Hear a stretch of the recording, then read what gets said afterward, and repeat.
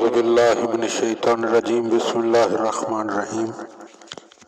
حضرت امیر المومنین علی بن ابی طالب علیہ الصلوۃ والسلام کے مجموعہ کلام نہج البلاغہ کے تیسرے باب کا 299 نمبر فرمان۔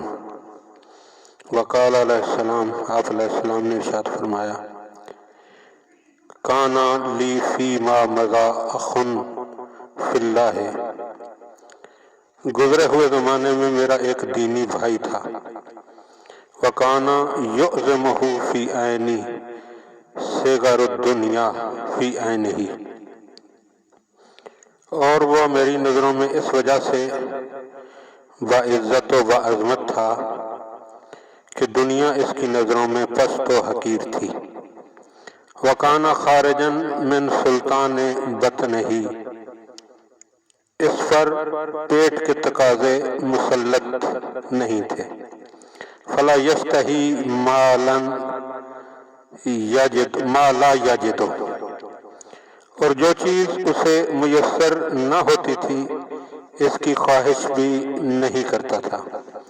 ولا یکثر اذا وجد، اور جو چیز میسر ہوتی تھی اسے ضرورت سے زیادہ صرف میں نہیں لاتا تھا۔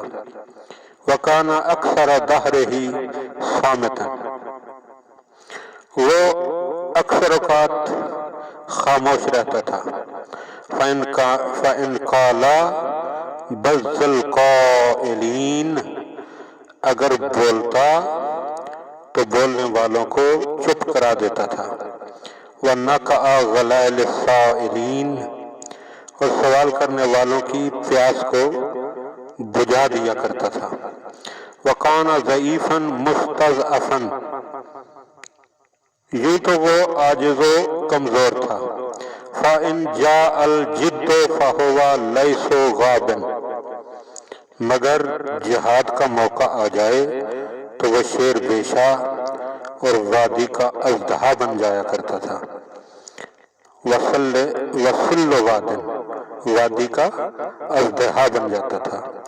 لا یدلی بحجۃ حتی یاتی قاضیا، اور وہ جو دلیل و برہان پیش کرتا تھا وہ فیصلہ کن ہوتی تھی۔ وَكَانَ لَا يَلُومُ أَحَدًا عَلَى مَا يَجِدُ الْعُذْرَ فِي مِثْلِهِ، اور وہ ان چیزوں میں کہ جن میں عذر کی گنجائش ہوتی تھی کسی کو سرزنش نہیں کرتا تھا۔ يَسْمَعُ اعْتِذَارَهُ وَكَانَ لَا يَشْكُو وَجْعًا إِلَّا عِنْدَ يُرْئِهِ، اور جب تک کہ اس کے عذر معذرت کو نہ سن لے وہ کسی درد و تکلیف کا ذکر نہ کرتا تھا، مگر اس وقت کہ جب اس سے چھٹکارا پا لیا کرتا تھا۔ وَكَانَ يَقُولُ مَا يَفْعَلُ، وہ وہی کہا کرتا تھا جو وہ کیا کرتا تھا۔ وَلَا يَقُولُ مَا لَا يَفْعَلُ، اور وہ نہیں کہا کرتا تھا جو وہ کیا نہیں کرتا تھا۔ وَكَانَ اِذَا غُلِبَ عَلَى الْكَلَامِ لَمْ يُغْلَبْ عَلَى السُّكُوتِ،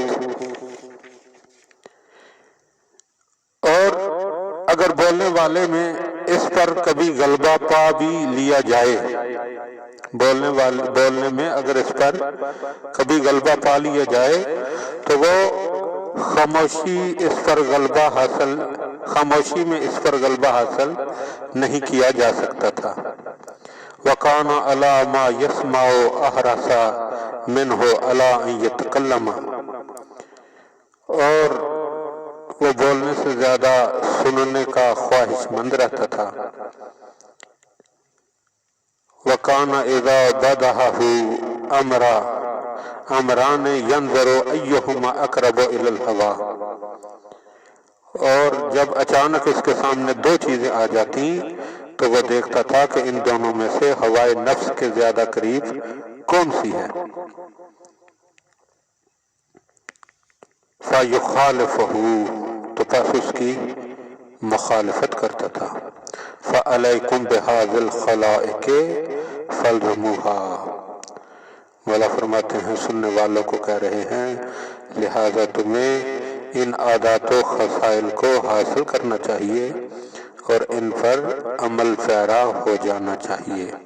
وَتَنَافَسُوا فِيهَا وَإِن لَّمْ تَسْتَطِيعُوهَا فَاعْلَمُوا أَنَّ أَخْذَ الْقَلِيلِ خَيْرٌ مِّن تَرْكِ الْكَثِيرِ۔